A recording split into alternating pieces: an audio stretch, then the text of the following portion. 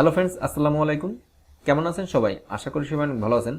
বন্ধুরা, আজকে আমি দেখাবো অ্যাডোব ফটোশপ 2021 সফটওয়্যার ইউজ করে কিভাবে ছবির ব্যাকগ্রাউন্ড ব্লার করবেন সে বিষয়। কম্পিউটার স্ক্রিনে যে ছবিটি দেখতে পাচ্ছেন এই ছবিটির ব্যাকগ্রাউন্ড ব্লার করে দেখাবো। আপনার কাছে যদি অ্যাডোব ফটোশপ 2021 সফটওয়্যার থাকে তাহলে ব্যাকগ্রাউন্ড থেকে এই সাবজেক্টটাকে আলাদা করতে পারবেন। সিম্পল কয়েকটি ওয়েবসাইট দেখাচ্ছি।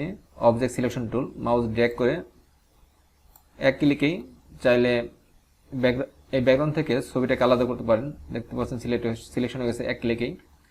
কিছু কিছু জায়গায় সিলেক্ট হয় না, যেমন এই জায়গাটা আবার এই জায়গাটা। সেই ক্ষেত্রে আপনারা টুলবার থেকে ল্যাসো টুল সিলেক্ট করে শিফট চেপে যে অংশটুকু সিলেক্ট হয় না সেই অংশটুকু সিলেক্ট করে দিতে পারেন।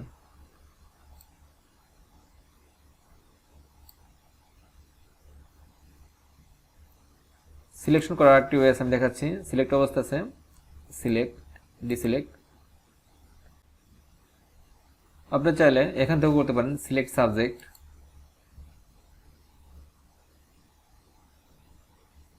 দেখতে পাচ্ছেন বন্ধুরা, অনলি ওয়ান ক্লিকে সিলেক্ট হয়ে গেছে।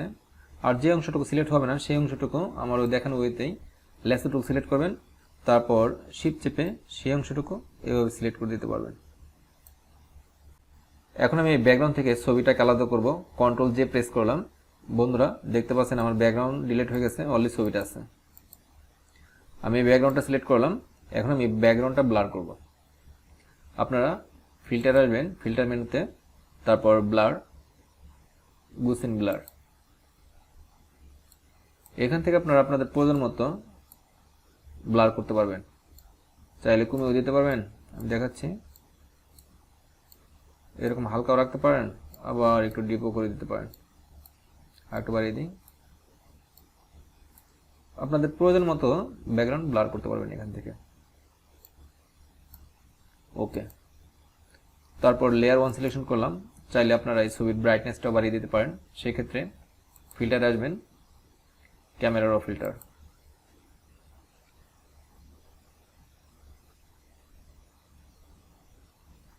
একটু নিচের দিকে আসি, এখান থেকে ক্লিয়ারিটি একটু বাড়িয়ে দিই। তারপর টেক্সচারটা একটু বাড়িয়ে দিচ্ছি ছবির। একটু উপরে দিকে যাই।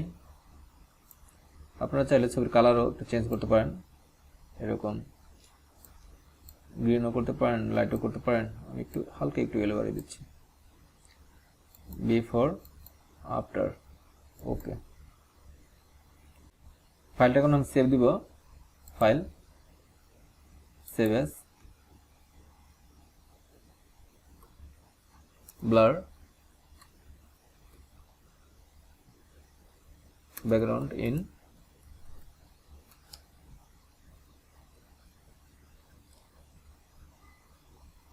ফাইলটা আমি পিএইচডি মোডে সেভ দিচ্ছি।